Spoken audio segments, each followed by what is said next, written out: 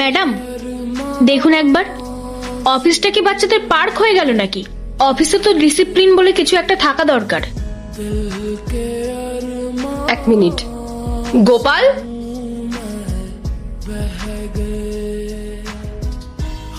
এই বাচ্চাটিকে আর ও এখানে বসে পড়াশোনা কেন করছে? এটা তো কাজের জায়গা, তাই না? ম্যাম, ও আমার মেয়ে ঋতিকা, ক্লাস 4-এ পড়ে।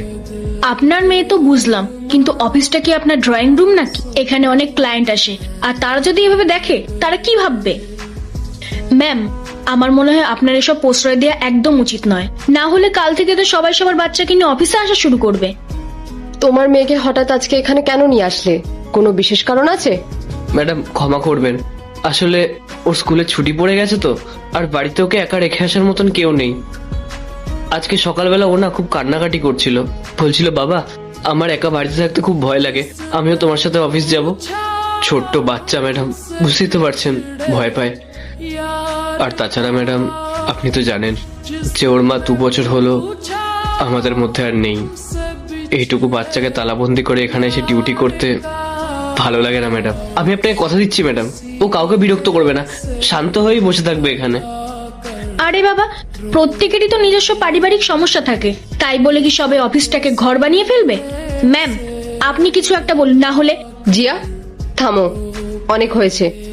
সবসময় শুধু প্রফেশনাল হলে চলে না, মাঝে মধ্যে একটু মানবিক হওয়ারও দরকার আছে। আরে মানেই বাচ্চাটার, আর এরকম পরিস্থিতিতেও যে ও বাবার সাথে অফিসে এসে এভাবে শান্ত হয়ে পড়াশোনা করছে, এটাই অনেক বড় ব্যাপার। শোনো, তুমি ঠিকই করেছো, ওকে নিয়ে চিন্তা করার কিছু নেই।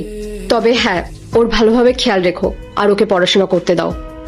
অনেক ধন্যবাদ ম্যাডাম, আপনি সত্যি খুব বড় মনের মানুষ। ঠিক আছে, চলো জিয়া, মিটিং আছে। চলুন ম্যাম।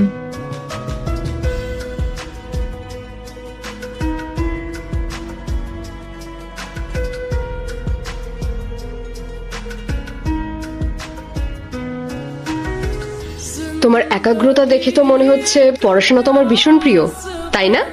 হ্যাঁ ম্যাডাম, আমি যখন অঙ্ক করি তখন আমার আশেপাশের কিচ্ছু মনে থাকে না। পড়াশোনা আমার সব থেকে প্রিয় কাজ। বাহ, চমৎকার। আচ্ছা বলো তো, তোমার সব থেকে ফেভারিট সাবজেক্ট কোনটা? আমার সব থেকে প্রিয় সাবজেক্ট হলো ম্যাথামেটিক্স। ম্যাথ? বাপরে, তুমি এটা জানো যে বেশিরভাগ বাচ্চারা এই সাবজেক্টটাকে জমের মতো ভয় পায়? যারা ভয় পায় তারা মনে হয় অঙ্কের আনন্দটাই জানে না। আমার কাছে এটা একটা খেলার মতন, আমার তো খুব ভালো লাগে। তাই বুঝি।